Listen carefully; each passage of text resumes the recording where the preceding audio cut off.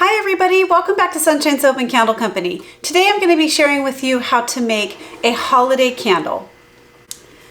Recently I was gifted these beautiful vessels by 1617.com and they come in a rainbow of colors. This is the Kaleidoscope vessel and I thought these would be perfect for the holiday season to do a red and a green. So that's what I'm going to be showing you how to do today.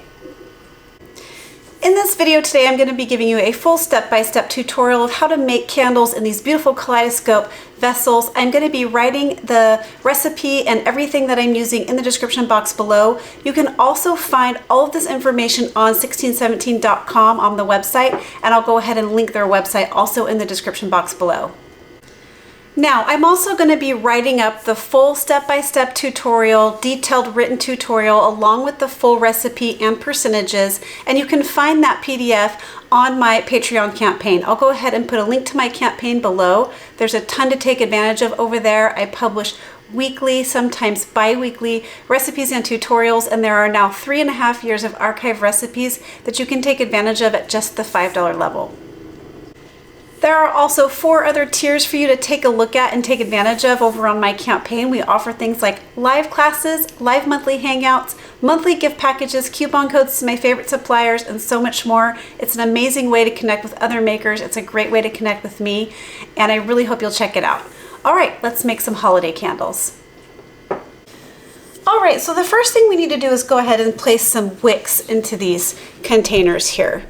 So if you're new to making candles or you just want to make some candles for the holiday, I think it's important to let you know if you follow these directions exactly, you're going to make a great candle. So I'm trying to help you be successful and take some of the stress out of it.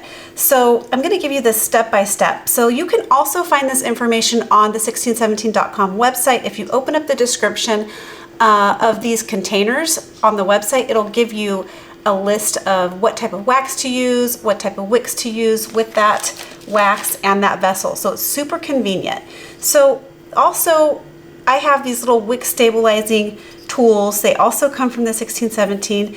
And now this isn't a perfect fit. However, it's going to help us center the wicks. These containers get a little bit more narrow towards the bottom. So although it fits right here, as you get down to the bottom, it kind of stops. But that's okay because it's still going to help us place the wick. So I have these wick stickers, and you can get these anywhere. I think I got the wick stickers from candlescience.com. Now, you can also use hot glue. You just have to make sure it's a high heat hot glue so that it sticks to glass. Not all hot glue sticks to glass.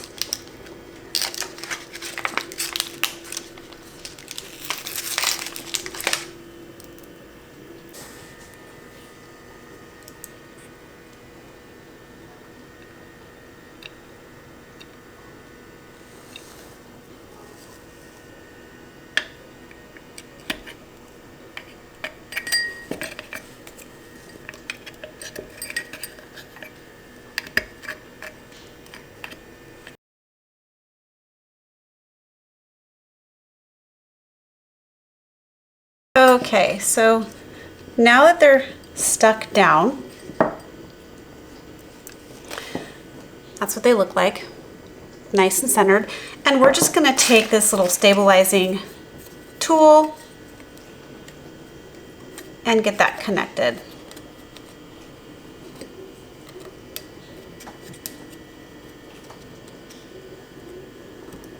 And it's just a nice and neat way to hold the wick in and keep it nice and centered. And there you go. So I'm going to go ahead and get this one wicked, and then I'll bring you right back. All right, now that these are wicked, we're going to go ahead and set them aside, and then we're going to weigh out the wax for this recipe. Now, we are using the Paris Soy blend. This is the number 7. This also comes from 1617.com, and actually it's a really good wax at a pretty good price. So I've been very pleased with this wax in compared to other waxes that I've been purchasing lately. This is a really good wax for a great price. So we're going to go ahead and weigh off 24 ounces of wax. Now, we're weighing off the 24 ounces of wax. It's going to be divided up between both of those containers. And you'll see on the website that it says that the containers hold comfortably about 13 ounces of wax a piece. And we are weighing off 24 ounces because we're also going to be adding in some fragrance oil, which will add to the volume, which will give us a total of 13 ounces per container.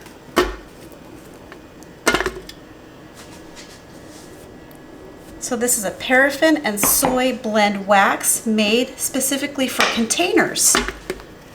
So not every wax works the same for every project. If you're making a container type candle, you need to make sure that your wax is made for container use. If you get a wax that's not for containers, let's say you get a wax that's made for molds, tarts, pillars, those type of things, then your wax is too hard for containers and you'll have a really hard time getting the right type of wick for it and all that. So you just want to make sure that you are getting the right type of wax for your project. Now this wax also, the wicks that we used for the containers, those wicks are recommended specifically for this wax and the other wax that 1617 carries, which is the number 3, which is a coconut blend. Both of them work great. Okay, so there's my 24 ounces of wax. Now all I need to do is go ahead and heat this up. I'm going to go ahead and heat this up on my stove, and we're just going to heat it up over low heat until it gets to a little bit above 200 degrees. So I'll show you what that looks like as it's melting. All right, here's my wax now. It's slowly melting down. We just have the stove on very low heat.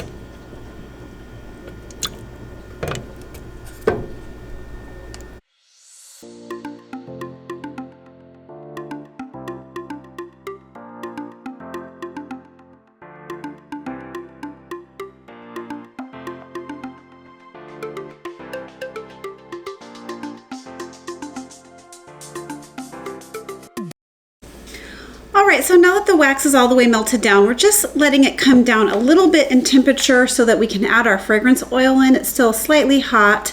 As soon as it gets down to 200, we'll go ahead and add in our fragrance oil. And today we're gonna be using this beautiful fragrance oil called Christmas Thyme, and this is by Nature's Garden. It is one of my all-time favorite fragrance oils for Christmas time. It's just a gorgeous kind of balsam pine smell. However, it's not overly pine scented, if that makes sense. Sometimes pine scents can be too strong. This one is like a really, really nice balance of like outdoorsy pine, kind of balsam, just beautiful. So let me go ahead and check the temperature on this. Okay, so it's coming down nicely.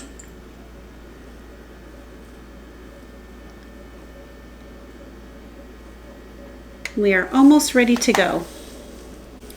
All right, now that the wax is sitting right at 200 degrees, we're gonna go ahead and add in our fragrance oil. That might sound like it's kind of high to add the fragrance oil in, but not for this wax. This wax really likes the fragrance oil poured in at 200 degrees. And we're adding in 2.4 ounces of fragrance oil, and that is at a 10% fragrance load. And then we're just going to give this a quick stir. Another great thing with this wax is you don't have to stir for 2 minutes or so like you do on some other types of waxes. This is just a quick stir, and the 200-degree wax really helps that fragrance oil to just bind. So you're going to get a much better hot throw, meaning when you burn your candles, this is going to fill a room really nicely. If you pour the fragrance in to the wax, when the wax is not hot enough or a little bit cooler, you're not going to get as strong of a scent throw. So this really just does help the wax to bind with that fragrance oil and give you a nice, strong, hot throw. Okay, that's all you have to do. And then we're just gonna go ahead and pour our candles so that you just make sure everything's lined up. Okay. And here we go.